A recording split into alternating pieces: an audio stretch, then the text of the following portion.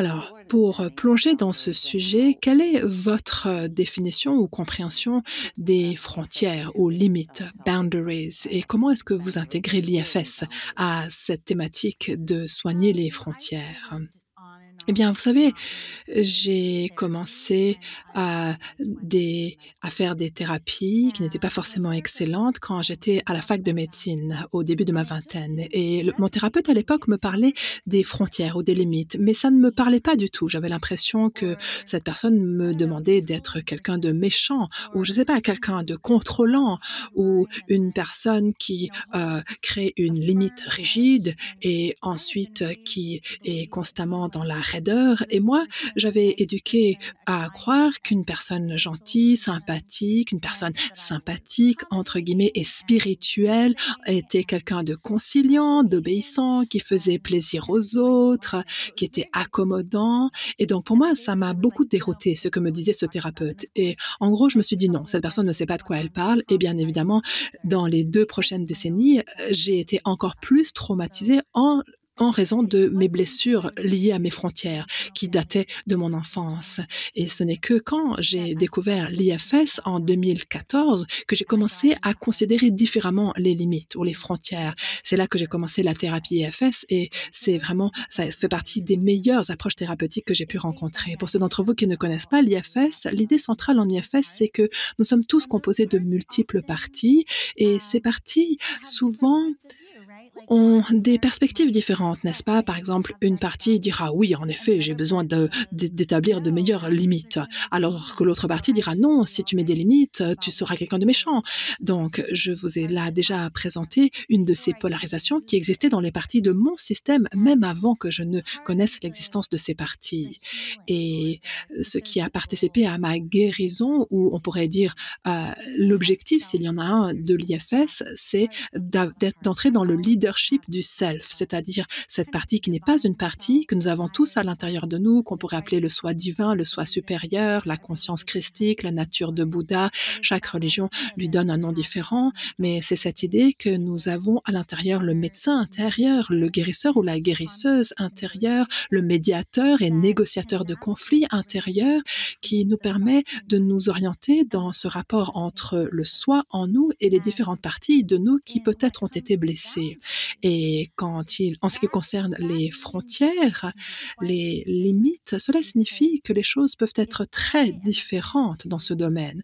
Car si j'essaye de fixer une limite, cela veut dire que déjà je dois aller à l'intérieur de moi et découvrir, identifier, apprendre de mes différentes parties quels sont leurs besoins. Car en général, si on essaye de fixer une limite, ça veut dire qu'il y a quelque chose, que c'est parce que quelque chose ne fonctionne pas. On se sent blessé ou perplexe, on ne se sent pas respecté, peut-être qu'on est dans une relation abusive et donc on a besoin d'aller à l'intérieur et de se dire qu'est-ce qui est OK pour moi et pas OK pour moi ici. Pas seulement en appelant une partie, mais toutes sortes de parties différentes qui ont peut-être des besoins différents.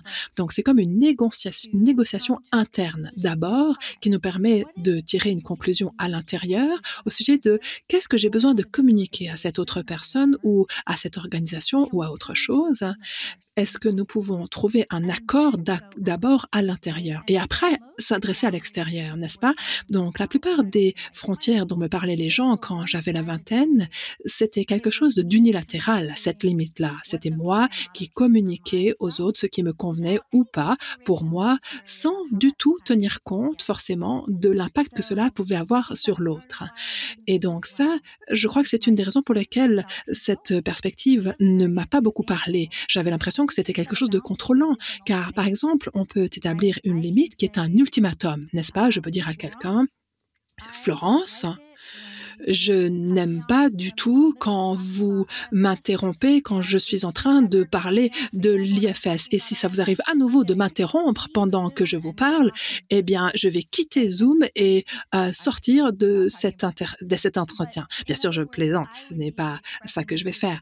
Mais autrement dit, ça veut dire que je peux, dans ce cas-là, exprimer un besoin que j'ai moi, mais sans forcément tenir compte de l'impact que ça pourrait avoir sur le sommet, sur comment vous vous sentiriez, Florence, si je faisais ça, l'impact sur toutes les personnes qui nous écoutent. Donc, quand je pense aux frontières en prenant le prisme de l'IFS, et je pense que ça, c'est vraiment quelque chose que nous avons tous appris pendant la période du Covid.